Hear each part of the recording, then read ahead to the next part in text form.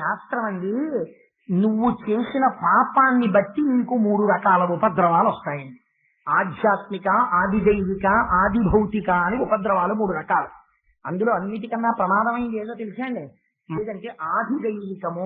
ఎక్కడో ఏదో నువ్వు ప్రమాదకరమైన తప్పు చేసావు, ప్రమాద రూపంలోనే వచ్చేస్తుంది. మళ్ళీ పిడుగు పడిపోతుంది. ఒకడు తప్పు చేస్తే వాడి ఒక ఊరంతా తప్పుడు మార్గంలో ఉందనుకోండి, వరదలు వచ్చి ఊరు మునిగిపోతుంది. అంటే అగ్నిహోత్రం ముట్టుకుంటుంది. వీటిని ఆదిదైవికములంది శాస్త్రం. అందుకని ఓ రోజున మొగుడు పెళ్ళం ఇందులో కూర్చున్నారు. అర్థ వాన మొదలైంది. వీళ్ళకి బ్రహ్మాండమైన ఇల్లు కదా, నేను భద్రంగా ఉన్నాననుకుని తలుపులు వేసుకున్నాడు. దేవుణ్ణి మోసం చేసి, భార్యని మోసం చేసి, పేదరాల్ని మోసం చేసి, తనను తాను మోసం చేసుకుని తాను భద్రపడింది. పిడుగు పడితే పిడుగు కింద ఏకకాలమనందు భార్యాభర్తలు ఇద్దరు మరణించారు. ఇంత ధనికుడే దక్షిణ, వాడి మనస్సు ఎక్కడ తిరుగుతోంది? డబ్బు డబ్బు డబ్బు డబ్బు, అదే ఆలోచన. ఇప్పుడు ఈశ్వరుడు ఏం చేశాడంటే మళ్ళీ ఉపాధిని ఇవ్వాలి. ఇప్పుడు మళ్ళీ ఉపాధి ఇచ్చేటప్పుడు ఏం చేస్తారు? పాపపుణ్యములను చూస్తారు. ఇప్పుడు ఆయన ఏం చేశాడు? ఒకప్పుడు డబ్బు డబ్బని దేవుణ్ణి మోసం చేశావు, భార్యని మోసం చేశావు, పేదల్ని మోసం చేశావు. అందుకని ఇప్పుడు ఎలా పెడతావు తెలుసా? నీరు పేదగా వెళ్ళు, తినడానికి కూడా తిండి వడిగా పుట్టమని మళ్ళీ తీసుకెళ్ళాడు. ఇప్పుడు ఎక్కడ పుట్టాడు? అదే ఊరికి దగ్గరలో మధుర అన్న ఊళ్ళో కటిక పేదవాడిగా పుట్టాడు. ఎంత పేదరికం! తినడానికి తిండి లేదు, ప్రతి పేదవాడిగా ఉన్నప్పుడు. మరి భార్య, ఆవిడ పుణ్యం చేస్తుంది కదా, ఆవిడ పాపం శివాలయానికి ఏదో ఉపకారం చెయ్యాలని పాప పడింది కదా, చేసిందా చేయలేదా వేరు మాట. భర్త అడ్డొచ్చాడు, చేయలేకపోయింది, కానీ చెయ్యాలని అనుకుంది, ఆర్తి పొందింది కదా. ఏమని ప్రమాణం చేశాడు? 100 రెట్లు పెంచుతాను నీకు, నువ్వు చేసిన పనికి 100 రెట్లు ఫలితం ఇస్తానన్నాడు కదా. ఏ 1000 రూపాయలకి తన నగలని అమ్మి భర్త తెచ్చి ఇస్తే 1000 రూపాయల భూమి అని చెప్పి తీసుకెళ్లి గుడికి ఇచ్చాడో, ఆ భూమికి యజమానిగా ఇప్పుడు అనుభవిస్తున్నటువంటి పూజారి కుమార్తెగా పుట్టింది కనుక గౌరీ అన్న పేరుతో ఆ భూమి విలువ 1000 నుంచి 100 రెట్లై 1,00,000 రూపాయలైంది హఠాత్తుగా. అయితే ఈయనేం చేస్తున్నాడు? ఇల్లు తిరిగి భిక్షాటనం చేస్తున్నాడు. మరి ఈ 2 పాత్రలు బానే ఉన్నాయి. ఒకరు ఉపకారం చేద్దామనుకున్నారు కాబట్టి ఆ భూమికి యజమానురాలైంది, ఇప్పుడు స్వేచ్ఛగా తనదైంది. ఒకడు మోసం చేశాడు కాబట్టి నిరుపేదగా పుట్టాడు. 3వ పాత్ర అవుతుంది. ఎవరావిడ? దుబాకి. ఆవిడిది ఆ భూమి. మోసం చేశాడు, చేశాడులే దరిద్రుడని ఆవిడ వదిలేదు. ఆవిడ కూడా నా భూమి తినేశాడని బెంగ పెట్టుకుని ఏడుస్తూ చచ్చిపోయింది. అందుకని ఆవిడేమైందంటే ఈ శివాలయాన్ని నిర్వహించి కట్టించినటువంటి యజమానికి కుమారుడుగా జన్మించింది. ఒకనాడు బాబా గారు లిండీబాగ్ అని ఉండేది. అంటే వారు తనంత తానుగా పెంచినటువంటి ఒక పూల తోట. వారే నీరు పోస్తూ ఉండేవారు, వారే పూల మొక్కల్ని పెంచారు. ఆ పూల తోట దగ్గరికి వెళ్ళి వారు కూర్చున్నారు. కూర్చుంటే ఒక మహాపురుషుడి వెంట తెలుసో తెలియకో అందరూ వెడతారు. మీరు ఒకటి గమనించండి, మహాపురుషుడి వెంట వెళ్ళడం ఒక ఎత్తు, వెళ్ళి ఆయనతో కలిసి ఉండి ఆయన జీవితంలోని సారాంశాన్ని గ్రహించి దిద్దుకోవడం తన జీవితాన్ని ఒక ఎత్తు. కలిసి ఉండడం ఉంటారు. కట్టుకున్న భార్య కూడా కలిసి ఉన్న సంఘటనలు ఉన్నాయి, కానీ భర్తని అర్థం చేసుకోలేక భర్త పొందిన ఔన్నత్యాన్ని భార్య పొందలేకపోయింది. రామదాసు గారికి భార్య లేదా? రామదాసు గారి కోసం విమానం వస్తే, విమానం వచ్చిందే రావే వెడదామన్నారు. ఎప్పుడు భగవంతుడు భగవంతుడు భగవంతుడు ఆ ఈశ్వర నామస్మరణమేను. మళ్ళీ ఏదో భ్రాంతి, మళ్ళీ ఏదో విమానం వచ్చింది అనుకుంటున్నాడు ఈయనని. విమానం వస్తే మీరు ఎక్కండి, నేను రొట్లు వేస్తున్నాను, తర్వాత వస్తాను. ఆయన ఏమనలేదు. ఎవరి ప్రారంభం వారిదే, అలాగే బయలుదేరుతున్నాను. విమానం ఎక్కించారు, వెళ్ళిపోతోంది విమానం. యథార్థంగా జరిగింది భద్రాచలంలో. వైకుంఠానికి వెళ్ళిపోతోంది లేచి విమానం. ఆ పై కిటికీలోంచి కిందకి చూస్తూ భద్రాచలం వంక రామనామము రామనామము రమ్యమైనది రామనామము అని ఆయన అన్నారు. కింద భద్రాచలంలో ఉన్న వాళ్ళందరూ ఆయన వంక చూస్తూ రామనామము రామనామము అంటున్నారు, నామం పట్టుకుని. ఇంత సడన్ గా ఇంత కూడా వినబడుతోందని ఆవిడ గబగబా బయటకు వచ్చింది. వెళ్ళిపోతున్నాడు భర్త విమానంలో. ఆయనతో కలిసి జీవితాన్ని పంచుకున్న భార్య ఆయన స్థాయిలో ఎదగగలిగిందా? ఎదగలేకపోయింది. ఒక మహాత్ముడితో కలిసి తిరిగినంత మాత్రం చేత అది అదృష్టమే. మహాత్ములతో కలిసి తిరగగలగడం కూడా జీవితాంత సుకృతం. ఎన్ని జన్మల సుకృతంలో ఉంటే తప్ప సత్సంగత్వం కలగదు. జీవితాన్ని మార్చేస్తుంది సత్సంగం. అయినా పూర్తి స్థాయిలో అర్థం చేసుకోవడంలో వైక్లభ్యం వస్తుంది. మీకు ఒక ఉదాహరణ చెప్తాను. ఇందులో లిండీబాగ్ లో బాబా గారు కూర్చున్నారు. ఆయన చుట్టూ కూర్చున్న వాళ్ళు ఎవరో తెలుసా అండి? పనున్నా లేకపోయినా ఆయన చుట్టూ కూర్చుని ఆయనతో ఎప్పుడు తిరిగే వాళ్ళు ఎవరో వాళ్ళే కూర్చున్నారు. ఎవడింట్లో పని వాడికి అలవాటు పడిపోయి ఎప్పుడో ఒకసారి వచ్చి బాబా గారికి దండం పెట్టుకునే అలవాటు ఉన్నవాడు బాబా గారు పూల తోటకు పెడుతుంటే ఆయనతో పాటు వెళ్ళేవాడు కాదు కదా. ఇంట్లో అన్ని పనులు విడిచిపెట్టేసి ఎప్పుడు బాబా గారి వెంట తిరగడమే అలవాటు అయిపోయిన వాడే ఆ టైంలో ఆయన పక్కన ఉంటాడు. పూల తోటలోకి వెళ్ళి కూర్చున్నాడు. ఆయన కూర్చుంటే వాళ్ళు కూర్చుంటారు, వాళ్ళు కూర్చున్నారు. వీళ్ళ అలవాటు ఏమిటంటే ఎప్పుడు వీళ్ళు మాట్లాడరు, ఆయన ఏమైనా మాట్లాడటానికి మాట్లాడతారు. మాట్లాడడంలో కూడా గమ్మత్తుంటుంది. ఒక్కొక్కసారి ఎప్పుడు మాట్లాడే అలవాటు ఉన్నవాడు వాడు ఉంటాడు. వాడు మాట్లాడకుండా కూర్చున్నాడు అనుకోండి, గిల్టీగా ఉంటుంది. ఇవాళ వాడు మాట్లాడలే అంటారు. అందుకని వాడిని మాట్లాడిస్తారు. వాడి బలహీనత ఏమిటో తెలుసు. రామాయణంలో హనుమండి అన్నారు అనుకోండి, మీరు వాడి వెంటనే హను అంటే జ్ఞాపకానికి వచ్చిందని ఏదో మొదలెడతారు. అది వాడి బలహీనత. అందుకని స్పృశిస్తారు. స్పృశిస్తే వాడు మళ్ళీ మాట్లాడతారు. వాడు అప్పుడు మాట్లాడలేదు అనుకోండి, అప్పుడు వీళ్ళందరూ ఏం చేస్తారంటే ఏదో ఒకటి మాట్లాడితే బాగుండని ఇంకా వాడి వంక చూస్తూ కూర్చుంటారు. అలాగే వాళ్ళు కూర్చున్నారు. బాబా గారి వంక చూస్తూ కూర్చున్నారు. వాళ్ళు ఆయన ఏం మాట్లాడినా వాళ్ళకి సంతోషం. అది శ్రద్ధ, విశ్వాసం, పూనిక. కానీ సాబూరిలోకి వెళ్ళకపోతే విశ్వాసం వల్ల ప్రయోజనం ఏంటి? అందుకని ఇప్పుడు సాబూరిలోకి వాళ్ళని పంపించాలి. నడువడి జరగాలి. విశ్వాసముతో కూడిన ప్రవర్తన వైపుకి దిద్దాలి. కాబట్టి ఆయన మిత్రనాభం మిత్రభేదం పరవస్తు చిన్నసూరి చెప్పినట్టే ఆయన కూడా ఒక విషయం చెప్పడం మొదలెట్టారు. అబ్బాయి నాకు మీకు ఇవ్వాలో విషయం చెప్పాలని ఉందాయా అన్నారు. అయ్యో తప్పకుండా చెప్పండి అన్నారు వీళ్ళు. ఆయన అన్నారు, నేను పూర్వం ఒకప్పుడు ఇలాగే తిరుగుతూ ఉండేవాడిని. బ్రహ్మజ్ఞానికి ఈ పని చెయ్యాలా ఈ పని చేయకూడదా వారికి ఏముండదు. వారు సాక్షి, అన్నిటికీ సాక్షిగా ఉంటారు వారు. అందుకని ఒకనాడు నేను అటు తిరిగి ఇటు తిరిగి అదిగో ఆ చివర ఉన్నటువంటి ఒక అరణ్యంలోకి ప్రవేశించాను. అక్కడ ఒక చక్కటి నీటి కయ్య ఉంది. ఒక నదో, ఒక సరోవరమో, ఒక చెరువో, ఒక నీటి కయ్యో మీరు ఏమనుకుంటే అనుకోండి.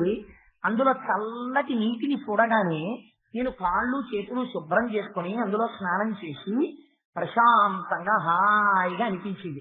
ఒక చెట్టు కింద కూర్చున్నాను. కూర్చుని కొద్దిగా పొగాకు తీసి ఆ గొట్టంలో వేసుకుని ఆ హొక్కా పీద్దామని అనుకుంటున్నాను. అదొక గమ్మత్తైన అలవాటు. ఇంత బ్రహ్మజ్ఞాని ఏదో దురలవాటు ఉన్న వారిలా నటిస్తూ ఉంటారు మన్ని మాయలో పడేయడానికి. అందుకని ఆ హుక్కా పీలుద్దామని పీలుస్తున్నాను. పీలుస్తుంటే నా పక్కకి ఒక బాటసారి వచ్చి కూర్చున్నాయి. కూర్చుంటే ఈలోగా వెనక నుంచి ఒక కప్ప బెకబెకలాడడం వినపడింది. అయితే ఇది బిగ్ క్వశ్చన్, ఒక కప్ప బెకబెకలాడితే అంటే సపోజింగ్ నేను ఆఫీస్కి వెళ్ళిపోతున్నాను అనుకోండి. వెళ్ళిపోతున్నప్పుడు అకారణంగా ఒక కప్ప బెకబెకలాడుతూ పెద్ద కప్ప కొట్టినా కనపడింది అనుకోండి, అనుకోకుండా నాకు అనుమానం వస్తుంది. ఇది కప్ప వానాకాలంలో వర్షం పడితే బెకబెకలాడాలి. ఇది కప్ప ఎక్కడో బెకబెకలాడుతోంది ఏంట్రా, ఒకవేళ కానీ ఇవాళ వర్షం పడుతుందా అనుకుంటాను. ఎందుకని? ఒక క్రౌడెడ్ స్ట్రీట్ లో నేను అద్దెకుంటున్నాను కాబట్టి. అందుకని పాము కప్పని పట్టుకునే అవకాశం లేదు అక్కడ. ఒక ఐసోలేటెడ్ ప్రాంతంలో నేను ఉన్నాను అనుకోండి, అంటే నిర్మానుష్యమైన ప్రదేశంలో ఉన్నాను అనుకోండి. ఓ కప్ప వస్తోంది అనుకోండి, వెంటనే అనుమానం ఏమొస్తుంది, రేపు పాము కానీ కప్పను పట్టుకుందేమోరా అని అనుమానం వస్తుంది కదా మనకి. అందుకని బాబా గారికి వింటలేదా అంటే మీరు చాలా జాగ్రత్తగా అర్థం చేసుకోవాలి ఆయన చెప్పిన విషయాన్ని. బాబా గారికి వినపడింది. ఆయన దాని గురించి ప్రస్తావన చేసి ఆయన స్నానం చేసి కుక్కా పీల్చుకుంటూ కూర్చున్నాడు. అటుగా వచ్చిన బాటసారి అన్నాడు, కప్ప ఎందుకంత బెకబెకలాడుతోంది అన్నాడు. వాడు నాలాంటి వాడు. వాడికి ఏమిటంటే భయం. ఇది అడిగి కదా పంప తీసి కప్పని ఏదైనా పాము పట్టుకుందేమో. కప్పని పాము పట్టుకుంది అనుకోండి, వీడికి ఏమిటి బెంగ? వీడి బెంగ ఏంటంటే అక్కడ పాము ఉందన్నమాట దగ్గరలో, అది బెంగ. అది ఏమో కప్ప నదికి వస్తే. అందుకని కప్ప ఎందుకు బెకబెకలాడుతోందని వాడు బాబా గారిని అడిగాడు. అడగడంలో ప్రశ్న కాదు, జ్ఞాపకం పెట్టుకోండి. కప్ప ఎందుకు బెకబెకలాడుతోంది అని ఒక బ్రహ్మజ్ఞాన్ని అడిగితే కప్ప ఫలానా కారణం ఒక బెకబెకలాడుతున్నది అని నేను చెప్పారు అనుకోండి, అంతకన్నా అర్థమైన విషయం ఇంకోటి ఉంటుందా? అది సంసారమునందు మగ్గులుడైన వాడి ప్రథమ భయం మృత్యువు. సంసారమునకు అతీతుడై సాక్షిగా ఉన్నవాడికి లేని భయం మృత్యు భయం. అందుకని ఆయన స్నానం చేసి అక్కడ కూర్చున్నాడు. వీడు వచ్చాడు అక్కడికి. ఇద్దరిలో తేడా చూడండి. కప్ప బెకబెకలాడుతోందని బాబా గారికి తెలుసు, కప్ప బెకబెకలాడుతోందని వీడికి తెలుసు. ఆయన ఆ మాట చెప్పలేదు, వీడు ఆ మాట చెప్పాడు. ఎందుకు చెప్పాడంటే కప్ప ఇంత నిర్మానుష్య ప్రదేశంలో బెకబెకలాడుతోందంటే దాని కంఠంలో ఒక భయంతో కూడిన ధ్వని వినపడుతోంది. అంటే పాము మింగుతోందేమో అని వీడికి అనుమానం. ఆయన అన్నారు, నాకు తెలుసు ఆ కప్ప ఎందుకు బెకబెకలాడుతోందో, దాన్ని ఒక పాము మింగబోతోంది, నాకు తెలుసు అన్నారు. అంటే వీడికి ఇప్పుడు పాము కానీ ఉందేమో అని ఇంతకుముందు భయపడ్డాడు. ఇప్పుడు ఈ మాట అంటే వీడికి అనుమానం వచ్చింది. మనిషి ప్రవర్తన ఎలా ఉంటుందో చూడండి. ఆయన పెద్ద ఆయనండి, ఆయన ప్రసంగం బాగుంటుంది రండి అన్నారు అనుకోండి. మీరు ఎవరో ఒక సాధు పురుషుడు వచ్చాడు, కాషాయం కట్టుకుని మహానుభావుడు, వారు మంచి మాటలు చెప్తారు రండి అన్నారు అనుకోండి. వారు ఓ మాట చెప్పారు అనుకోండి, మనకి వెంటనే అనుమానం వస్తుంది. ఏమంటే ఆయన చెప్పినంత నిజమేంటారా అనుమానం ముందు వస్తుంది మనకి. అందుకని వీడు ఏం చేశాడంటే కప్పని పాము పట్టుకున్నది అని పాపాగారు అన్నారు. వీడు వెళ్ళి చూసి వచ్చాడు. వీడికి ఎందుకది ఆయన మాట నమ్మాడు అనుకోండి, వాడు ఎలా కూడదు అక్కడికి. ఓహో బాబా పాము మింగుతున్నదా అనాలి. వీడు వెళ్ళి చూసి వచ్చి, బాబా నిజమే, అది నల్లటి పాము, చాలా పెద్ద పాము, అది కప్పని పట్టేస్తుంది నోటితో, అది మింగిపోతోంది కప్పని అన్నారు. ఇప్పుడు బాబా గారు ఏమంటారని వాడు అనుకుని ఉంటాడు.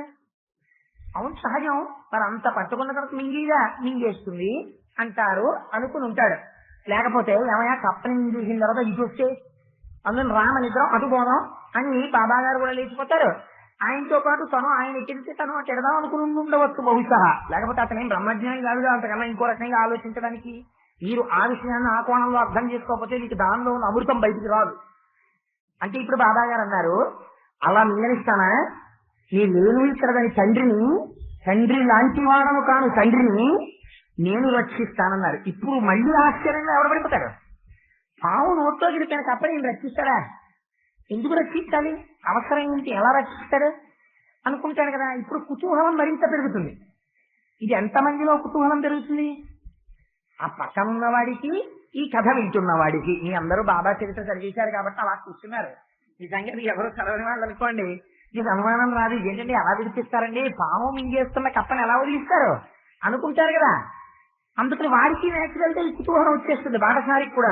అదేంటి ఎలా విడిపిస్తారు, నేను తండ్రిని ఉండగా కప్పని పాము మింగుతుందా, నేను మింగనివ్వనన్నారు అని అక్కడికి వచ్చారు.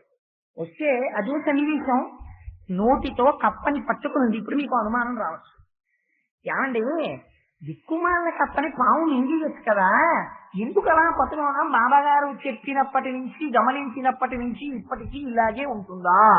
పాము చేత కప్ప మింగబడడం అనేటటువంటిది ప్రపంచంలో అత్యంత భయంకరమైన విషయమో జ్ఞాపకం పెట్టుకోండి. ఎందుకో తెలుసా అండి, చిన్న పాముకి పెద్ద కప్ప దొరికింది అనుకోండి, శరీర నిర్మాణము చేత కప్ప పెద్దది, పాము నోరు చిన్నది, కానీ పాము పడేటటువంటి బాధ అంతా ఇంతా కాదు. ఎందుకో తెలుసా, రామకృష్ణ పరమహంస చెప్పారు ఈ రహస్యాన్ని. పెద్ద పాము నోట చిన్న కప్ప పడితే మృత్యువు తేలిక, మింగేస్తుంది. చిన్న పాము నోట పెద్ద కప్ప పడింది అనుకోండి, అటు మింగదు, వదలదు, పట్టుకుంటుంది. పట్టుకుని ఏం చేస్తుందంటే అది కానీ దాని నోరు తెలిసింది అనుకోండి, దూకేస్తుంది బయటికి. ఇది ఇలా వదిలితే దూకేద్దామని చూస్తుంటుంది. ఎందుకని సగం ఒళ్ళు దాని నోట్లో ఉంది, ఒళ్ళిపోతుంది భయంతో. దూకేయాలి, దూకేద్దామంటే పట్టుకుంది, అందుకని దూకడానికి లేదు. ఇలా వదిలితే దూకుదామని చూస్తుంటుంది, కళ్ళు బయటికి పెట్టుకుని ఆర్తితో బెక బెక బెక బెక అరుస్తూ ఉంటుంది. ఇదేం చేస్తుందంటే నోరు తెరిస్తే జారిపోతుంది, అందుకు నోరు తెరవదు. తన శరీరంలో ఉన్న విషాన్నంతటి కోరంలోంచి పట్టుకున్న చోటు నుంచి దాని శరీరంలోకి ఎక్కించేస్తుంటుంది. ఎక్కించేస్తుంటే దీనికి ఏం తెలుస్తుంటుందంటే వదిలితే బాగుందనే చూసుకుంటుంటుంది. విషం ఎక్కించేస్తోందని దానికి తెలియదు. తన శరీరంలోకి విషం ఎక్కేస్తుంటుంది. ఎక్కేస్తుంటే మెల్లమెల్లగా మూర్ఛ వచ్చేస్తుంటుంది. ఒక పక్క బెంగ, బాధ, దానికి తోడు ఎక్కుతున్న విషం. విషం ఎక్కుతోందని పాముకి తెలుసు, అందుకని అది పట్టుకుని అలా ఉంటుంది. విషం బాగా ఎక్కిన తర్వాత బెక బెక బెక బెక ధ్వని తగ్గిపోతుంది. తగ్గిపోయిన తర్వాత ఇలా తెలిసేట్టు తెలిసి లోపలికి లాగేసుకుంటుంది. బల్లి పురుగులు మింగినట్టు మింగుతుంది. ఇలా విప్పి ఇంకొంచెం లోపలికి లాగేస్తుంటుంది. ఇంకొంచెం లోపలికి వెళ్ళిపోతున్నంతసేపు కప్ప ఎంత బాధపడిపోతుంటుందో మీరు ఆలోచించండి. ఇలా మింగుతుంది. ఇది జన్మాంత. ఎందుకు అలా మింగడం కప్పని అంటే ఆ రెండు ఉపాధులకి ఉండేటటువంటి శత్రుత్వం అది. కప్ప కనపడితే పాము మింగేస్తుందంటే అదంతే, దానికి సహజమైన శత్రుత్వం ఆ రెండింటికి.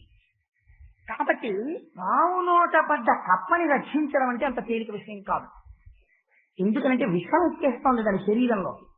ఇప్పుడు ఇది నేను తండ్రిని రక్షిస్తానని బాబాగారు అన్నారు.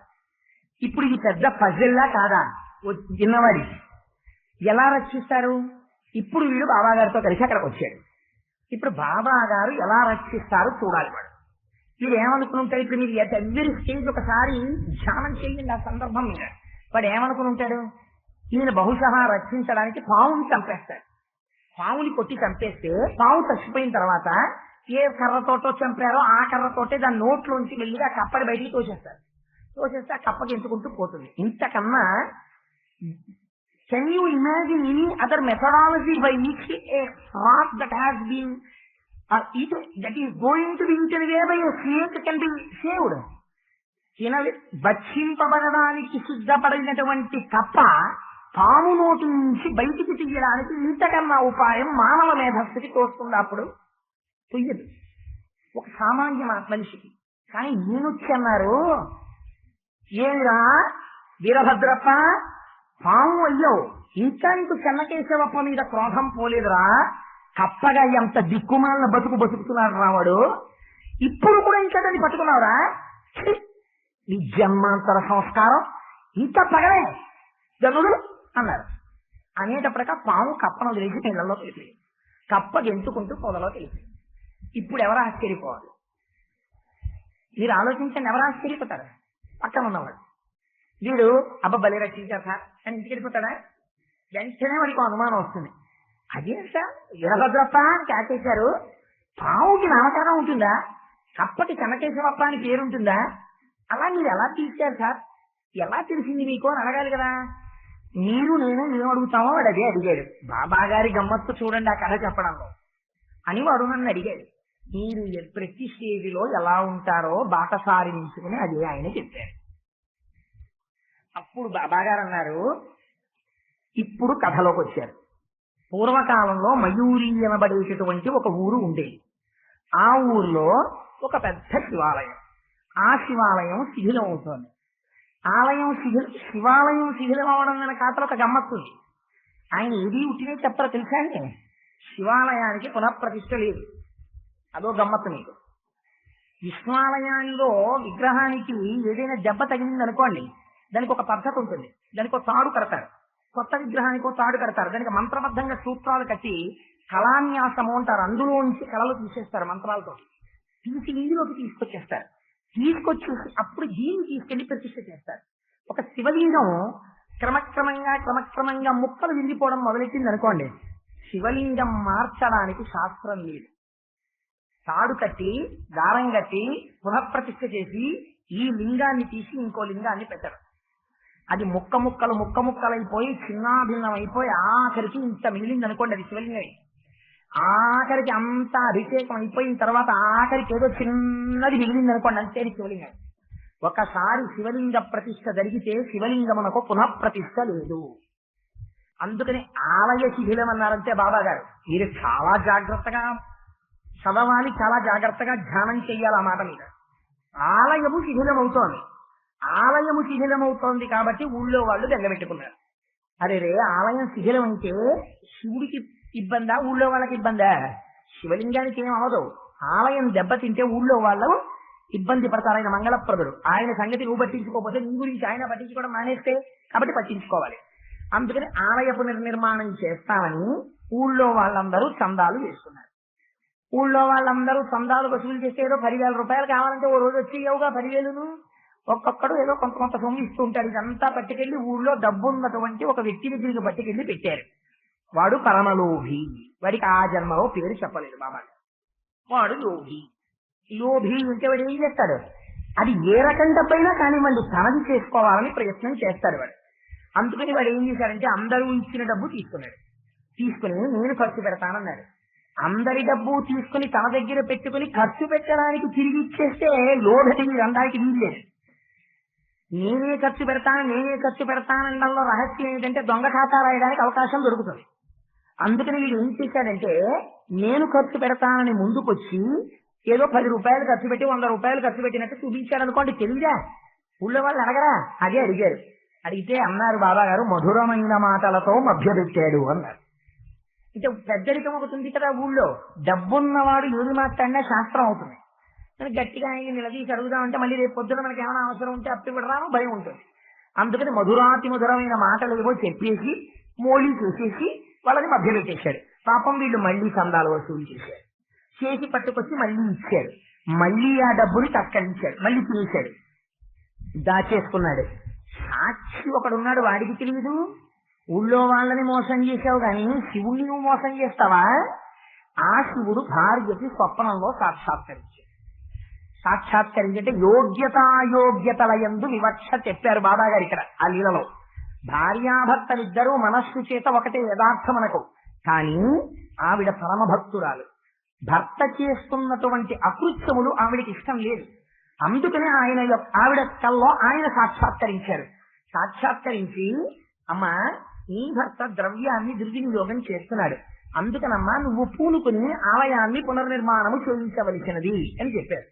ఆవిడ నిద్రలోంచి లేచిన తర్వాత భర్త దగ్గరికి వచ్చి ఒక మాట చెప్పింది. అయ్యా, నాకు స్వప్నంలో పరమశివుడు సాక్షాత్కరించాడండి, ఆలయ పునర్నిర్మాణం చేయించమన్నాడు, అందుకని మనం ఆ డబ్బు పెట్టి ఆలయాన్ని పునర్నిర్మాణం చేద్దామంది. అంటే ఈయనన్నాడు, డబ్బు ఖర్చు పెట్టడం ఇష్టం లేనివాడు ఎంత తెలివితేటలుగా భార్యని బ్లాక్మెయిల్ చేశాడో చూడండి.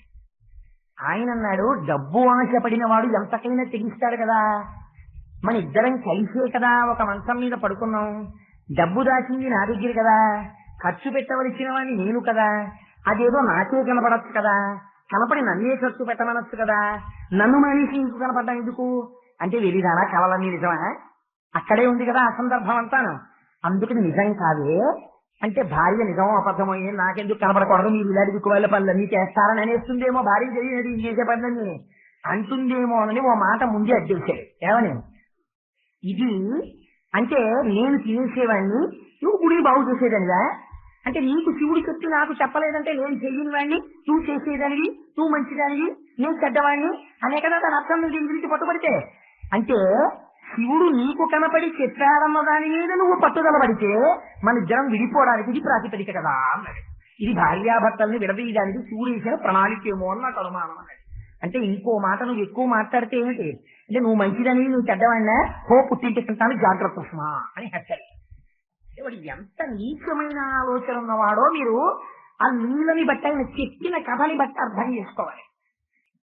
ఈ మాట అంటే ఆవిడ నిన్నది. పాపం ఏం చేస్తుంది, ఆవిడే తిరగబడే తత్వం ఉన్నదనుకోండి, నువ్వు దిక్కుమాలిని అడుగుతావు, నువ్వు ఎన్ని దిక్కుమాలిన పనులు చేసావో నాకు తెలియదు అని తిరగబడుతుంది. కానీ ఆవిడ పతివ్రత, అందుకు తిరగబడలేదు. చూసావా, భగవంతుడు కనపడ్డాడని చెప్పినా వీళ్ళు నమ్మలేదురా, డబ్బు తినేస్తున్నాడు అని పాపం ఊరుకుంది.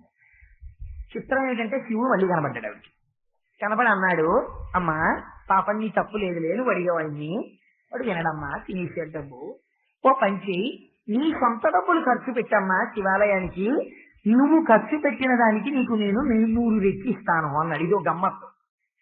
అంటే ఆవిడంది మర్నాడు లేచి, ఏమండి ఫోన్లేండి బాబు, మీ డబ్బుల చోటికి నేను రాను, మీరు ఆ డబ్బులు వసూలు చేశారో ఖర్చు పెట్టారో, మీ డబ్బుల్లోంచి మీరు ఖర్చు పెడతారో నాకు ఎందుకు, నీకు నాకు గొడవ, ఏమైనా అంటే మన ఇద్దరిని విడదీయడానికి శివుడిని కనపడ్డాడు కదా మీరు అంటున్నారు, ఇవేమీ వద్దు. మా నాన్నగారు కన్యాదానం చేసినప్పుడు పసుపు కుంకాలని నా సొంత పేరు మీద కొంత ఇచ్చారు కదా, ఆ డబ్బు పెట్టి, ఆవిడ నగలు ఉన్నాయి కదా నాకు, ఆ నగలు ఇచ్చేస్తాను, మీరు ఆ నగలు అమ్మేసి ఆ డబ్బు పెట్టి చేయించండి పరమశివుడికి అంది. అంటే ఇప్పుడు ఏం చేస్తారు మరి, అది ఆవిడ డబ్బు కదా, అందుకని చెప్పి ఈ డబ్బు ఏం ఖర్చు పెట్టమంటలేదు కదా అంటోందని ఒక తెలివితేటలైన ప్రణాళిక వేశాడు. ఇప్పుడు ఆ నగలు పోకూడదు, ఎంత దూరం వేసేసాడో చూడండి ఆలోచన. ఆ ఊళ్ళో పాపం చాలా నిరుపేదరాలైనటువంటి ఒక స్త్రీ ఉంది. ఆ స్త్రీ పేరు, ఒక పేరు చెప్పారు బాబా గారు, నేను కరెక్ట్ గా చెప్తే దుబాకీ అనుకుంటున్నాను. ఆ పేరుతో ఉన్నటువంటి స్త్రీ ఒక పొలాన్ని తీసుకొచ్చి తాకట్టు పెట్టింది. మీరు ఒకటి గుర్తుపెట్టుకోండి, అంత నిరుపేదరాలు అంటే సస్యశ్యామలమైన పొలం ఆవిడకుంటే ఆవిడ ఎందుకంత దరిద్రంగా ఉంటుంది అంటే, అది పండని పొలము కాబట్టే కదా దరిద్రం. కాబట్టి ఎడారి లాంటి పొలము, ఈయనెందుకు మరి తాకట్టెట్టుకున్నాడు అంటే, చోరాయ సస్మలాభాయ, దొంగడికి వెంట్రుక ముక్క దొరికినా ఆనందమే, ఎలాగో తీర్చలేదు కాబట్టి ఒక ముక్క మనకి దొరికేస్తుంది, అందులో 200 రూపాయలు ఇస్తే పొలం ఇచ్చేస్తున్నాడు. మొత్తానికి ఎప్పుడు ఆవిడ కనబడ్డప్పుడు చెప్పాడమ్మా, వడ్డీతో కలిపి 1000 రూపాయలు అయిపోయింది, ఇంకా ఆవిడ తీర్చదు, కాబట్టి అమ్మా నువ్వు ఎలాగో తీర్చావు కదా, నా ఖాతాలో పెట్టేసుకున్నానా ముక్క అడిగి మండించుకుంటానేంటి, ఈయనకి తెలిసరి పండదని మరి ఎందుకు పెట్టుకోవడం, ఏదో ఒకటి కొట్టేశాను ఆవిడ దగ్గర సంతోషం. అందుకని 1000 రూపాయలు దానికి లెక్క చెప్పి కొట్టేశాడు. ఇప్పుడు ఆలోచించాడు, భార్య తను తెచ్చిన నగలమ్మి కట్టించమంటోంది. కాదు అంటే నా నగలమ్మడానికి అంటే నాకు జవాబు లేదు ఇప్పుడు. అందుకని ఎలా, అందుకని ఇంకో దొంగ ప్రణాళిక నిర్మించాడు. నగలు తీసుకెళ్లి అమ్మేసి డబ్బట్టుకొస్తాను చేయన్నాడు. పాపం పిచ్చి తల్లి మొగుడిని నమ్మి ఇచ్చింది. లెక్క కట్టించాను 1000 రూపాయలు వస్తాయిట అన్నాడు. నిజంగా 1000 రూపాయలు ఆ నగలు. ఈ 1000 రూపాయలు ఎవరిచ్చాట, సంచి కొనుక్కున్నాడు భార్య నగలు. అంటే అవి బయటికి పోకూడదు అనుకుని దొంగ లెక్క కట్టించాడు. 10,000 అనుకోండి, 1000 రూపాయలు లెక్క కట్టించేసి తన జేబులో డబ్బిస్తారు. ఏంటంటే భార్యకి 1000 రూపాయలు ఇచ్చి కొనుక్కున్నవాడైతే 1000 రూపాయలైనా గుడికి వెళ్ళి కనీసం ఏం అంటే 1000 రూపాయలు ఇచ్చి ఈ నగలు నేను కొనేస్తాను, ఇప్పుడు ఇంకా నువ్వు నోరెత్తి నాది ఉంది అనడానికి మీ దగ్గర ఏం లేదు. అది వాడి గమ్మత్తు. కొనేశాను, ఎప్పుడైనా నేను నీ మెడలో పెడితే పెడతా, ఇంకెప్పుడు మా తండ్రి గారి ఇచ్చిన పసుపు కుంకాలు అనకం. ఇప్పుడు ఆ డబ్బు ఏం చేయాలి, గుడికి ఇవ్వాలి కదా, ఈ సొంత డబ్బుతో కదా గుడి కట్టించమన్నాడు. డబ్బు ఇచ్చేస్తే పాడు చేసేస్తారు, ఇంకా అవలేదు గుడి సగం పని ఉండిపోయింది అంటారు. అందుకని పనికొస్తుందని ఒక పొలం ఒకటి 1000 రూపాయలకి కొన్నాను. ఏది ఈ ఎందుకు పనికిరాని పొలం ఒకటి ఆ దుబాకీ దగ్గర పుచ్చుకున్నాడు కదా, అది గుడికి ఇచ్చేశాను అని ఈ పనికిరాని పొలాన్ని ఆ గుడి పూజారి గారికి ఇచ్చాడు. వాడు ఎంత తెలియని వాడో మీరు చూడండి. అంటే ఇవన్నీ లెక్కల నుంచి వచ్చిన తెలివితేటలు, సావు తెలివితేటలు అంటారు. ఎందులోంచి వచ్చాయి, కామంలోంచి వచ్చాయి. మహానుభావుడు ఎంత గొప్ప కథ సృష్టించారో చూడండి. ఆయన డబ్బు సంపాదించడానికి భార్య కూడా ఒక మార్గమే అయి కూర్చున్నాయి. ఎలా, భార్య నగలు తనుకున్నాడు దొంగరేసి, ఆ డబ్బు గుడికి ఇవ్వలేదు. మళ్ళీ ఇంకొక పేదరాల దగ్గర వడ్డీకి పట్టేసిన భూమిని తీసుకెళ్ళి పనికిరాని భూమిని గుడికి ఇచ్చాడు. ఇప్పుడు ఆ భూమిని ఎవడో కొండరు, ₹10 కూడా కొండరు. కానీ కాబట్టి గుడికి డబ్బు వెళ్ళదు. ఏకకాలమునందు ఎంతమందిని మోసం చేశాడు.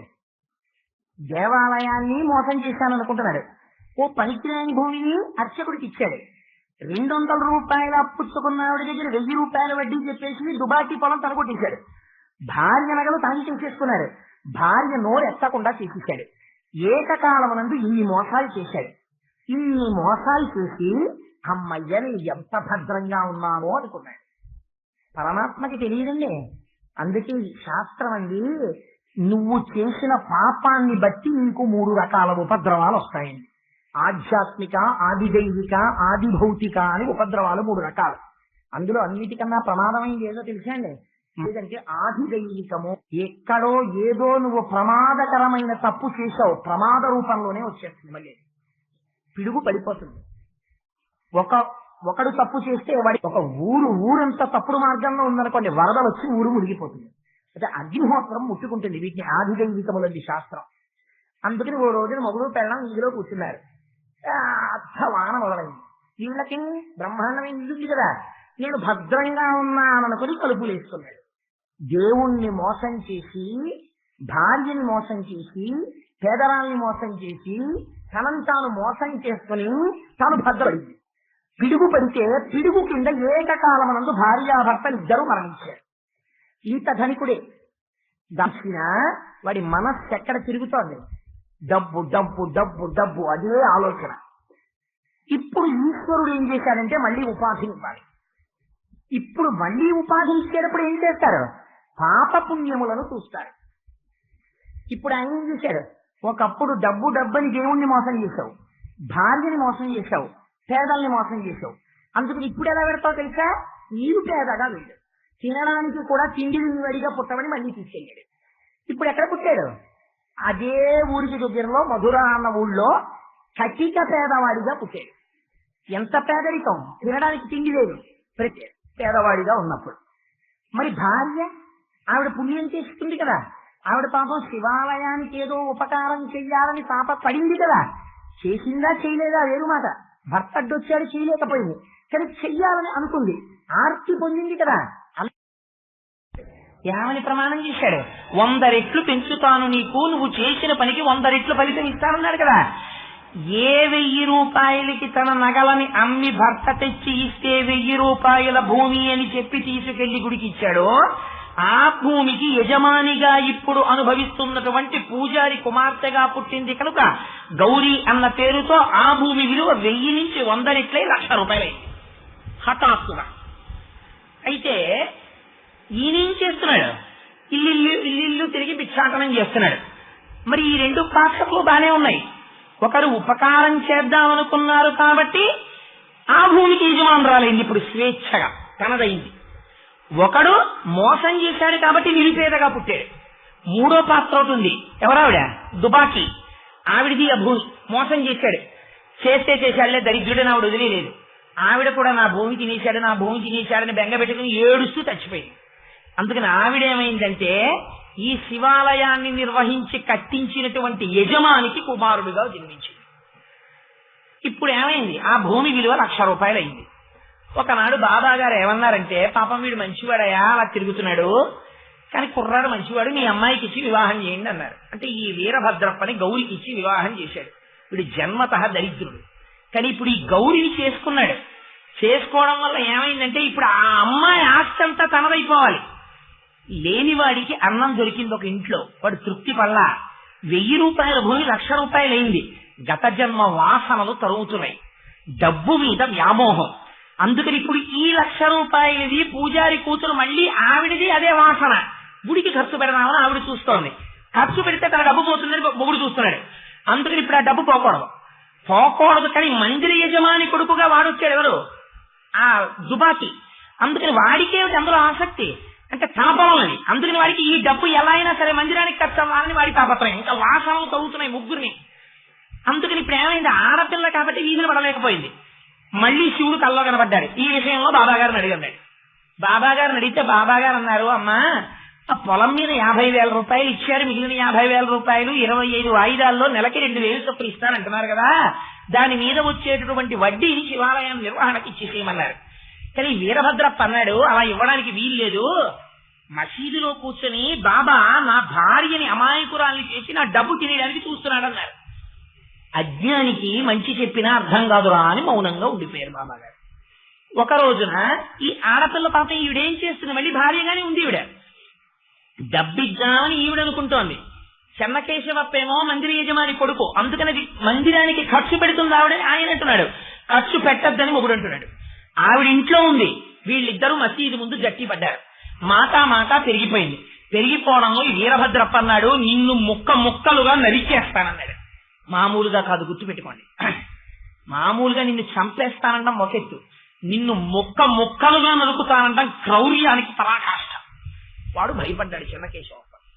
భయపడి, చూడండి అయ్యా, నేను ఏదో శివాలయం కోసం అని అడిగితే నన్ను ముక్కలుగా నరికేస్తానంటున్నాడు, వీడికి అసలే డబ్బు పిచ్చి, నన్ను ఏమైనా చేస్తాడేమో అన్నాడు. అంటే యథాలాపంగా బాబాగారు మాట అనేశారు, ఊరే నీకు నా రక్ష, వాడి చేతిలో నువ్వు చావకుండా నేను చూస్తానన్నారు. వీళ్ళకి ఇలాగే పగలు ఉండిపోయి కొన్నాళ్ల తర్వాత వీరభద్రప్ప చచ్చిపోయాడు, చెన్నకేశవప్ప చచ్చిపోయాడు. ఇప్పుడు ఎక్కడికి వెళ్ళారు? ఉపాధులు వీరభద్రప్ప పాము అయ్యాడు, చెన్నకేశవప్ప కప్ప అయ్యాడు. ఈ కప్పని ఈ పాము వచ్చి పట్టుకుంది. నేను అప్పుడు చెప్పాను కదా చెన్నకేశవప్పకి రక్షిస్తానని, తండ్రిని నేనుండగా ఎలా మింగుతాడో అందుకు వచ్చి విడిపించాను. నా మాట ప్రకారం ఈ జన్మలోనైనా సరే వాణ్ణి రక్షించాను. ఇది కథ, మీరు దీన్ని బాగా అర్థం చేసుకోండి అని లేచి వెళ్ళిపోయారు. ఇంతకన్నా బాబాగారు చెప్పినట్టు ఎక్కడా లేదు, ఇంతే చెప్పారు. ఎందుకు ఈ కథ చెప్పినట్టు? చాలా బాగుంది అనుకోండి వినడానికి, ఏదో చెన్నకేశవప్ప వీరభద్రప్ప రాయలసీమ కథల్లా ఉంది. కానీ ఇదంతా ఎందుకు చెప్పినట్టు అంటే ఇందులో ఒక గొప్ప రహస్యం ఉంది, మీరు జ్ఞాపకం పెట్టుకోండి. మనకి వాసనలను ఉంటాయి. ఇప్పుడు ఈ మల్లె పువ్వు ఉంది, ఈ మల్లె దండ నేను కాసేపు ఆగి నా లాల్చీ కింద పెట్టేసుకున్నాను అనుకోండి, పెట్టుకుని వెళ్ళిపోతున్నాను అనుకోండి, ఎంత నేను దాన్ని దాచినా అనురాధ గారు కనపడంటారు, కోటేశ్వరారు ఇవాళ మల్లెపూల దండ వేశారు ఏంటంటే మీకు మల్లెపూల వాసన వస్తోంది అంటారు. వాసన బట్టి వస్తువుని ఎలా కనిపెట్టారు అంటే వాసనకి వస్తువుకి అభేదం అయిపోయింది, రెండు ఒకటైపోయింది. మనం కూడా ఏమైపోతామంటే జన్మజన్మాంతర సంస్కారంలో ఒకే వస్తువు మీద మోజు పెంచుకుని 3 రకాలుగా వెళ్ళిపోతాయి వాసనలను. అసలు 9 దాన్ని 3లోకి తీసుకొచ్చింది శాస్త్రం. దేహవాసన, శాస్త్రవాసన, లౌకిక వాసన. ఈ 3 ఎక్కడో అక్కడ స్టకప్ అవుతాడు. దేహవాసన అంటే అబ్బా నేను ఎంత బాగుంటానో. కొంతమంది చూడండి, శరీరాన్ని ఇలాగే ఉంచేసుకుందామన్న భ్రాంతిలో ఆఖరికి ఈ శరీరంతో నిర్వర్తించవలసిన ప్రాథమిక బాధ్యతలు కూడా పక్కన పెట్టేస్తారు. ఎందుకంటే దిక్కుమాలినందం ఏదో ఉండిపోతుంది. ఇది దేహవాసన. రెండవది శాస్త్రవాసన. కొంతమంది అలా పుస్తకాలు చదివేస్తూనే ఉంటారు. ఎందుకు? పూజా పునస్కారం చేయరు. అలా పుస్తకాలు చదివేసి ఏదో భగవంతుడిని తెలిసేసుకుందామని. జ్ఞాపకం పెట్టుకోండి, మితిమీరిన గ్రంథ పఠనము ఒక దురలవాటు. అది ఏమైపోతుందంటే కొన్నాళ్ళకి పుస్తకంలో పురుగైపోతాడు. ఎటువైపు వెళ్ళిపోవాలి? అనుష్ఠానం వైపుకి వెళ్ళిపోవాలి. క్రమంగా వెళ్ళిపోకుండా పుస్తకాలు చదవడమే అలవాటు ఉండిపోయింది అనుకోండి, అది కూడా ఒక దురభ్యాసం అయిపోతుంది. శాస్త్రవాసన. మూడవది ఏమవుతుంది? లోకవాసన. తన భార్య యందు, బిడ్డల యందు, ఐశ్వర్యమునందు వ్యామోహం. ఇది ఎవరికి వెళ్ళింది? మొట్టమొదట లోభికి వెళ్ళింది. అందరినీ మోసం చేశాడు, పిడుగుపడింది, చచ్చిపోయాడు. పిడుగుపడి చచ్చిపోయే ముందు నోటీస్ ఏమైనా ఉంటుందా నువ్వు చచ్చిపోతున్నావని? ఓ హార్ట్ అటాక్ వస్తే పోయినా కొంచెం తెలుస్తుంది, ఓ క్యాన్సర్ వస్తే కొంచెం తెలుస్తుంది, పిడుగుపడితే ఎలా తెలుస్తుందండి? బాబా గారి చెప్పడంలో అందం ఏంటంటే పిడుగుపడి చచ్చిపోయాడు అన్నారు. సడన్ గా చచ్చిపోయేటప్పటికీ కూడా వాడి చిట్ట చివరి ఆలోచన దేని మీద ఉండిపోయిందో దానికి తగిన ఉపాధిలోకి వెళ్తాడు. అంటే వాడి ఆలోచన దేని మీద ఉండిపోయింది? డబ్బు మీద ఉండిపోయింది. అందుకని వెళ్ళిపోయాడు. పేదవాడిగా పుట్టాడు, చేసిన పాపం ఉంది, డబ్బు కోసం తాపత్రయం ఉంది. అందుకని పేదవాడిగా పుట్టాడు, డబ్బు గురించి వ్యామోహపడుతుంటాడు. ఆ అమ్మాయి కూడా చచ్చిపోయింది. ఎలా చచ్చిపోయింది? అయ్యో నేను శివాలయానికి ఉపకారం చెయ్యలేకపోయాను, ఓ పనికిమాలిన పొలం తీసుకెళ్లి ఇచ్చాడు, ఆ ఆలయం శిథిరం అయిపోతుంది, నేనేం చేయలేకపోయాను అన్న బాధతో చచ్చిపోయింది. అందుకని ఆ పొలంతో మళ్లీ ఏదో చెయ్యగలిగిన అధికారం ఉన్న శివాలయ అర్చకుడి కుమార్తెగా పుట్టింది. అందుచేత రోజు అంతరాలయంలోకి వెళ్లి దండం పెట్టుకుని శివాలయంలో ఉన్న ప్రసాదం తినే అదృష్టాన్ని పొందింది.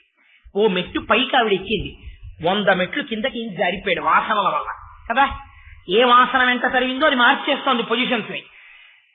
ఆవిడ 200 రూపాయలకి తాకట్టు పెట్టింది, పోయింది పొలం.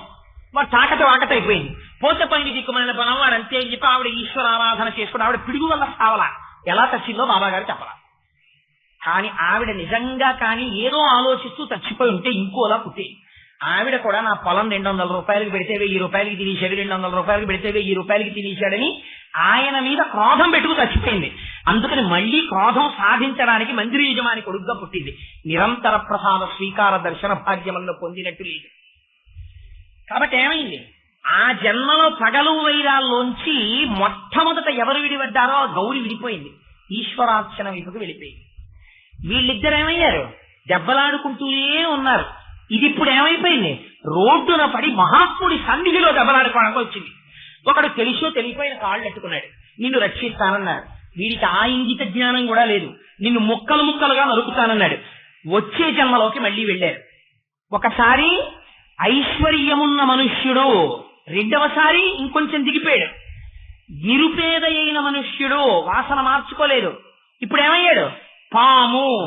ఒకళ్ళు చూస్తే భయపడే స్థితికి వెళ్ళిపోయాడు. ఎందుకని?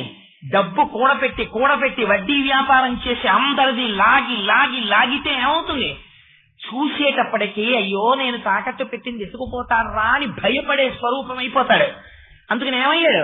పాము అయ్యాడు. వీడేమయ్యాడు? వాడితో గొడవ పెట్టుకున్నాను, వాడు నన్ను ఏం చేస్తాడో అని పిరికితనం పెట్టుకున్నాడు, తప్పయ్యాడు. ఇప్పుడు ఈ శత్రుత్వం ఎక్కడికి వెళ్ళింది? జ్ఞానంతో కూడుకున్న శత్రుత్వం కాదు, దేనికోసం కొట్టుకోరు వాళ్ళిద్దరు, సహజంగా శత్రుత్వం అంతే. పాము కప్ప కనపడితే పట్టేసుకుంటుంది. ముక్కలుగా నరుకుతానన్నాడు, అందుకే కొద్దిగా మింగుతాడు, ఒక్కసారి చంపడం. ఏరా ఇది మీకు 3వ జన్మ. 3 జన్మల నుంచి మీరు ఒక్కొక్క మెట్టు జారిపోతున్నారు, పతనం వైపుకి వెళ్ళిపోతున్నారు. కానీ మిమ్మల్ని మీరు ఉద్ధరించుకోలేదు. మిమ్మల్ని మీరు ఏం చేస్తున్నారు? ఇంకా అదే కక్ష. వాడు చెన్నకేశవప్పగా వచ్చాడు, ఎంత దరిద్ర జీవితం రా వాడిది అని అడిగారు బాబా గారు. ఏమిటి దరిద్ర జీవితం? నీళ్లలో ఉంటాడు, పాము మింగేస్తుంది. పైకి వస్తాడు, కాకులు పొడిచేస్తాయి. 2 రకాలుగానే సుఖం లేదు, పురుగులు తిని బతుకుతూ ఉంటాడు నీళ్లలో. అంతకన్నా కప్పేమి అనుష్ఠానం చేసిన పళ్ళేం తిందని. పాము ఎవరు చూసినా భయమే, అది నీళ్లలో తిరుగుతుంది, భూమిలో తిరుగుతుంది. కానీ ఎవరికన్నా కనపడతానేమోనని ఎప్పుడు పాము ఏమిటో తెలుసా అండి, తనిల్లు తాను కట్టుకోదు. చీమలు పొట్టిన పుట్టలు పాములకి ఇరువైన ఎట్లు ఇంకొకరిది తాను తీసేసుకుంటూ ఉంటాడు. ఆ చీమలు ఏం చేస్తాయి? భయపడి పారిపోతాయి. ఎవడో కట్టుకున్నాడు, అవసరానికి నీ దగ్గరికి డబ్బుకు వచ్చాడు, వడ్డీ వేసి వాడిది నీది చేసుకున్నావు, వాడింట్లో నువ్వు ఉండడం అలవాటు చేసుకున్నావు. అందుకని చీమ పెట్టిన పుట్టలో ఉన్న పాముగా బతుకుతున్నావు. కానీ జన్మాంతర వైరం ఉపాధి వైరం అయిపోయింది. ఇప్పుడు పాము కప్ప పట్టేస్తాయంతే, అందుకని కొట్టుకుంటున్నాయి. ఎంత దారుణంరా! సర్వోత్కృష్టమైన మనుష్య జన్మని పొందారా? ఉపకారం చెయ్యడం చేత కాక దిక్కుమాల పాము కప్పలయ్యారా? ఇప్పటికీ ఇంకా కొట్టుకుంటూనే ఉన్నారా? ఇప్పుడు కూడా కప్ప చచ్చిపోయింది అనుకో నీ నోట్లో, పావు నన్ను తినేస్తోంది, పావు నన్ను తినేస్తోంది, పావు నన్ను తినేస్తోందని బెంగెట్టుకు చస్తుంది. అది వచ్చే జన్మలో ముంగిసవుతుంది కక్ష తీర్చుకోవడానికి. నువ్వేమవుతావు? ఓ పిల్లపాము బురదపాము అయి దాని నోట్లో పడి చస్తావు. మళ్ళీ అప్పుడు నువ్వు మళ్ళీ ఏడుస్తావు. పగలు ప్రతీకారాలతో ఇంకా ఇంకా ఇంకా ఇంకా హీన జన్మంలోకి వెళ్ళిపోతున్నారు. సర్వోత్కృష్టమైన మనుష్య జన్మ వస్తే మాత్రం మీ వాసనలు మిమ్మల్ని ఎదగనిచ్చాయా? ఎందుకురా ఈ వాసనలు? కాబట్టి నీ మనస్సుని తిప్పడం నేర్చుకో. ఎలా తిప్పుకుంటావు? మరి ఏమండి, శరీరం మీద, భార్య మీద, ఐశ్వర్యం మీద వ్యామోహం ఉండదా? మరి మమ్మల్ని ఇలా పరతోషిస్తే ఎలా అంటే, బాబా గారు లీల చెప్పి వదిలిపెట్టరు, అద్భుతమైన సమాధానం చెప్పారు. మన్ని మనం ఎలా ఉద్ధరించుకోవాలో, ఎలా ఈ వాసనల నుంచి బయటపడాలో చెప్పారు. ఎక్కడ చెప్పారు? ఎవరికి చెప్పారు? మీరు పారాయణ చేస్తే కలుపుకోవడంలోనే పులహారం కట్టుకోవడానికి అందం ఉంది. ఎవరికి చెప్పారు ఇది? ఇది హేమాద్రి పంతుకి చెప్పారు. ఎప్పుడు చెప్పారు? ఎక్కడ చెప్పారు? ఎలా చెప్పారు? ఏ పరిష్కారం చెప్పారు? ఇంత గొప్ప ప్రశ్నకి వారు చెప్పిన జవాబేమి, ధుని ఏమి, విభూతి ఏమి, దక్షిణ ఏమి? ఈ రహస్యాల్ని రేపటి రోజున బాబా గారు నాకు సమర్థతనిచ్చి పలికించుగాక. ఒక్క 5 నిమిషములు నామం విని మనం